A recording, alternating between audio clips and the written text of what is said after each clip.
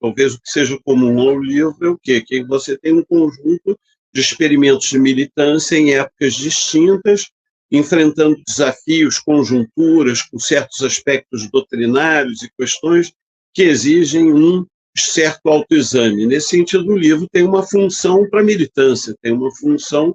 Segundo, ele tem uma função para a história, quer dizer, ele testemunha lutas, ele testemunha violência, sofrimento, ele permite, não é, que, como disse, que a gente trabalhe a memória e a gente possa cobrar elementos e questões decisivas que não são só nossas. Quer dizer, quando a gente trata da tortura, a gente está tratando de tudo que atinge a população brasileira estruturalmente, como disse o Jorge Ricardo. Então, essas são questões importante. O seu próprio texto fala, num dado momento, dá lá um número, 9.500 indígenas e camponeses, algo assim.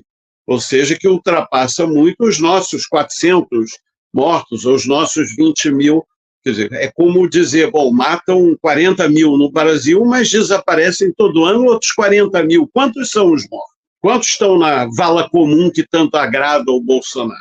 Então, isso é um aspecto fundamental que mostra a gravidade no sentido que é preciso pontuar uma ruptura. Como fazer essa ruptura sem adotar o mesmo ethos de encarceramento e punição do nosso adversário, sem copiar como a ditadura deles, a gente não contrapõe a nossa ditadura, a gente contrapõe uma democracia e a revolução é uma democracia, mas tem que tomar cuidado porque a democracia pode se transformar no seu contrário, pode ser limitada. Então, nós estamos trabalhando uma novidade histórica, que é o segundo aspecto, que é como retomar a ideia de transformação, a ideia de cultura, a ideia de democracia, a ideia de revolução, lendo em cada época o que pudemos avançar. Hoje nós olhamos o governo Jango, imagina um latifundiário que era a favor da reforma agrária e das grandes transformações. Nós olhamos o Lula e dizemos, ele foi no limite histórico dele, é preciso um outro limite histórico que serão de outros atores, será do Boulos,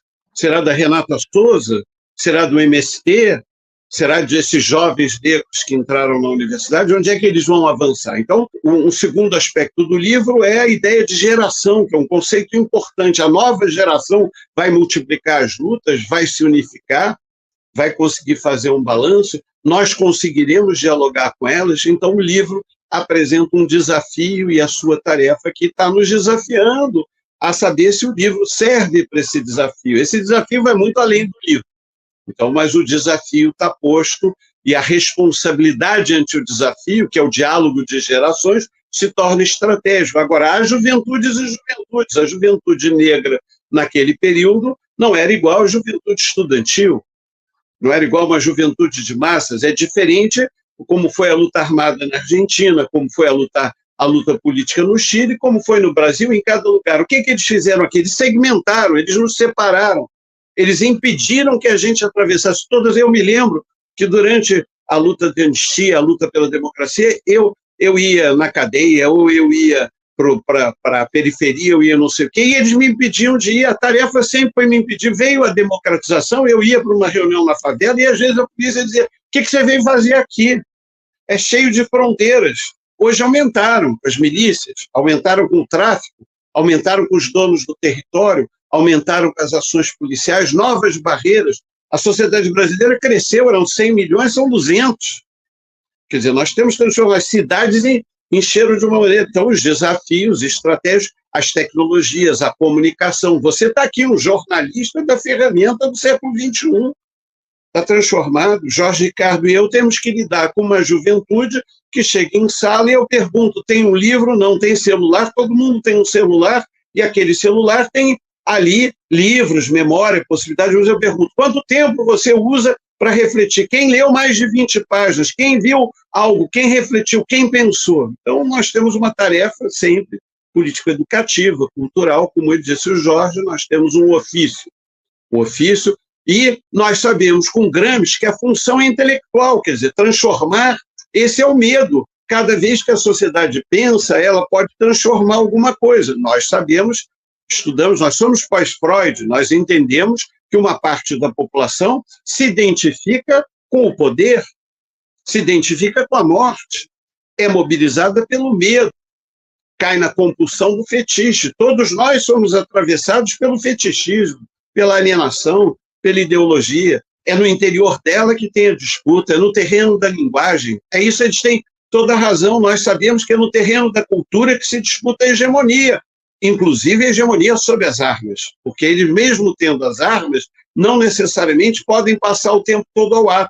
Eles podem gerar o extermínio, mas eles não construirão nada. Eles podem produzir o apocalipse, mas não construirão nada. Eles podem ir para a racionalidade? Pode. O capitalismo joga bomba atômica, o capitalismo faz guerra.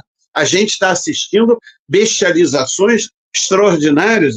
A crueldade em Gaza está sendo assistida aos milhões. Eu chego em sala e pergunto como é que meus alunos não param. A gente parava pelo Vietnã. Eu todo dia vou em sala e digo como a gente não consegue ver o que está acontecendo em relação ao que acontece aqui na periferia, o que acontece... E eles são, em grande parte, da periferia. Mas assumir isso e como isso se traduz, não é, como potência, não é? Por quê? Porque a fuga é necessária. O quilombo é fuga, não é só resistência. É sair da dominação. Como é que a gente sai? Como é que a gente escapa? A nova fábrica era a escola.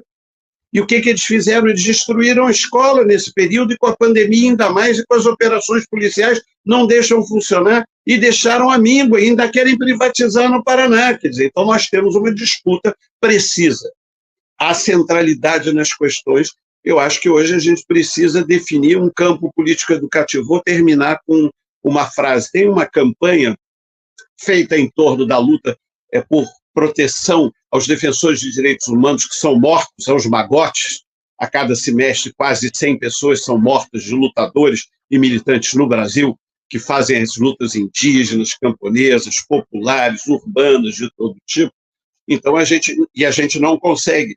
Ou eles destroem moralmente, a pessoa tem que ir embora, ou eles matam. Não é? Então, o que nós... Marielle, está aí. Mas para cada Marielle tem um multiplicador, para cada processo tem um multiplicador. É a vida por um fio. Eu estou propondo que a gente pegue uma campanha que tem a ver com essa campanha que foi lançada aí pelos franciscanos internacionais, pela Comissão de Justiça e Paz, e traduza. A vida no Rio Grande do Sul está por um fio. A vida nas favelas está por um fio. A pandemia colocou a vida por um fio. Gaza coloca a vida por um fio. As guerras se generalizando estão a vida por um fio. A fome que vem coloca por um fio. Ou seja, a vida fica por um fio.